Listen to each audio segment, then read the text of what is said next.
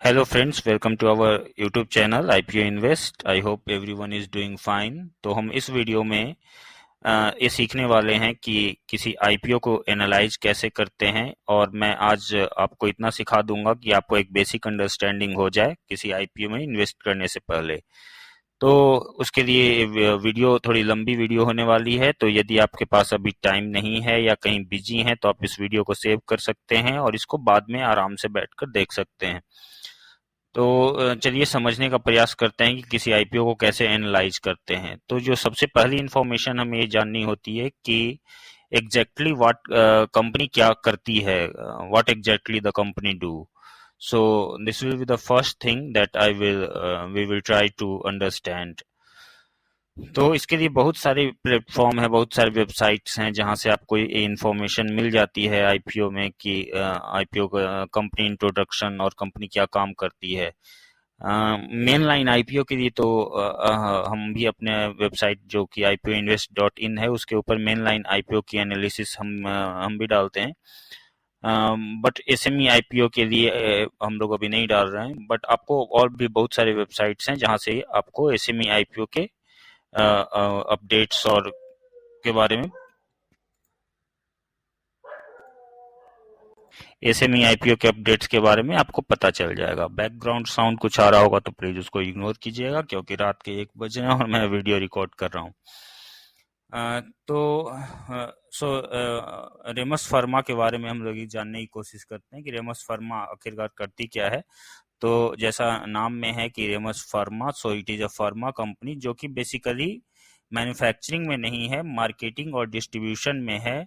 Final formula, किसी भी drug को बनाने का जो फाइनल फार्मूला होता है उसके मार्केटिंग और डिस्ट्रीब्यूशन में है रेमस फार्मा काम करती है। तो रेमस फार्मा के पास अभी 429 प्रोडक्ट्स हैं, जिसमें 295 प्रोडक्ट्स इसके अभी रजिस्टर्ड हैं, और इनका इंटरनेशनल बेस स्ट्रांग है बिकॉज नंबर ऑफ डिस्ट्रीब्यूटर्स ज़्यादा हैं इंटरनेशनल मार्केट में।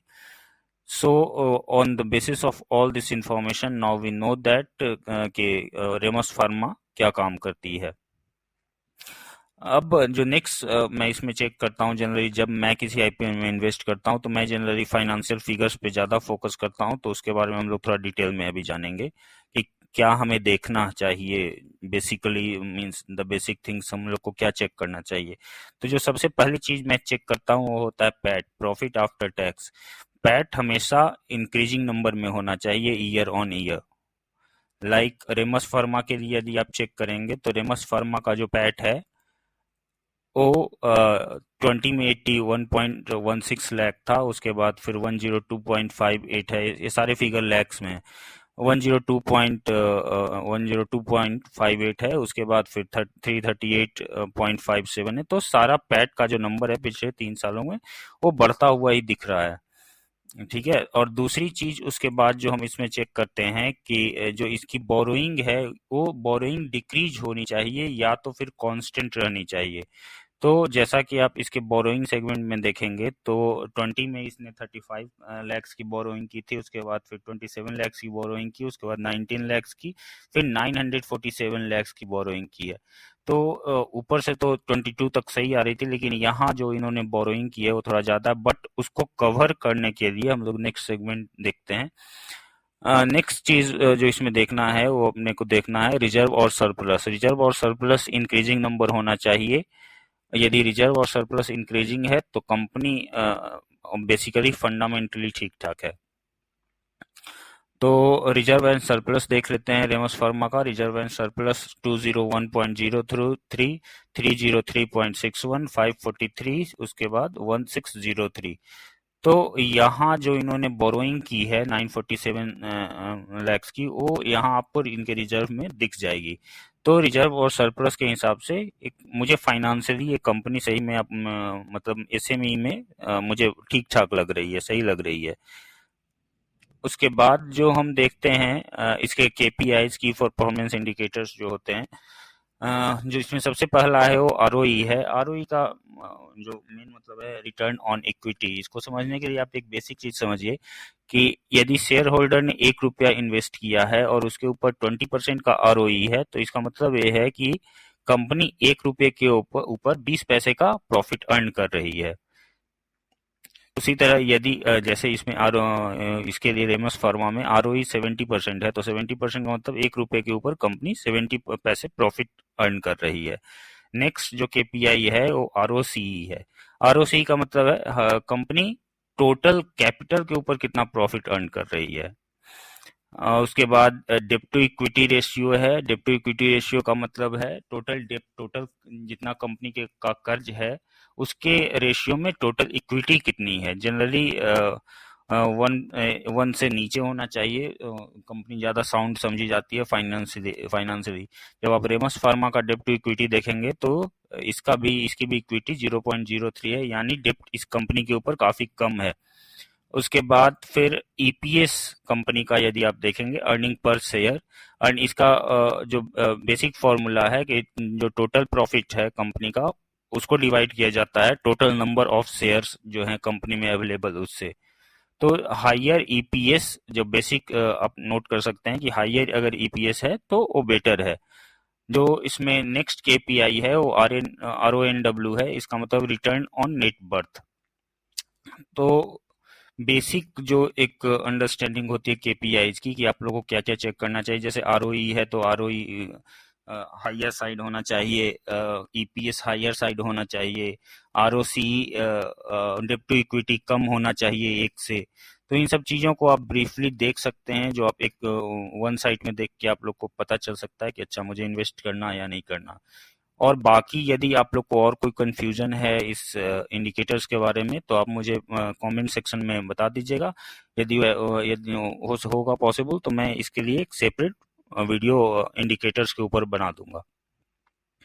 अभी क्योंकि अगर इसको प्रॉपरली डिस्क्राइब करें तो वीडियो काफी लंबी हो जाएगी।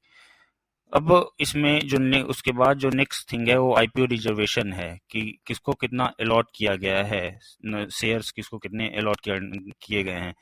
तो अगर इसमें एक बेसिक थंब रूल है कि यदि रिटेल का कोटा QIB से ज्यादा है तो मत इन्वेस्ट कीजिएगा। कंपनी इसका मतलब यह है कि कंपनी रिटेल को अपना माल चिपका रही है, और क्योंकि QIB तो ऑब्वियसली रिटेल से ज्यादा ही स्मार्ट होते हैं, यदि वो नहीं ले रहे हैं तो रिटेल क्यों लेगा। तो आप जनरली देखिएगा कि रिटेल का कोटा QIB से कम ही होना चाहिए, इसका मतलब तब वो ज्यादा सेफ साइड होता है। उसके बाद फिर रेमस फार्मा के बारे में बात करें तो SME IPO है, तो आप लोग को अप्रॉक्स मोर देन 120 लाख का इन्वेस्टमेंट करना होगा। तो अपने रिस्क के हिसाब से इन्वेस्ट कीजिएगा। यदि आपके पास ऐसा नहीं कि 20-25 लाख रुपए आप SME IPO में इन्वेस्ट कर दें, तो मतलब वो आपके रिस्क कैपेसिटी के यदि हैं आपके पास तो आप कर सकते हैं। तो टोटल आपका अपना रिस्क मैनेजमेंट आपको चेक करके चलना है। इसके बाद रेमस फार्मा का जो IPO है वो 19th के इवनिंग 5 PM तक आप सब्सक्राइब कर सकते हैं। अलॉटमेंट 24 को आएगी, और जो इसका रिफंड है वो 25th मई को आएगा, और 26 को शेयर क्रेडिट होंगे आपके अकाउंट में, और 29 को लिस्टिंग होगी। आज का अगर सब्सक्रिप्शन डाटा देखें तो आउट ऑफ 2,77,500 शेयर्स में जो अभी तक जो आज शाम मींस 17th मई के इवनिंग तक जो बिड रिसीव हुई है वो 83,200 शेयर्स की है। QIB ने अभी टच नहीं किया है। जो अभी करंट GMP चल रहा है वो 100 रुपीज की GMP चल रही है अभी इसकी। तो ये था रेमस फार्मा के बारे में, और एक बेसिक स्नैपशॉट IPO को कैसे एनालाइज किया जाए और क्या देखना है हमें IPO में। So this is all. I hope you got the एक बेसिक अंडरस्टैंडिंग तो मिल गई होगी आपको, आई होप सो।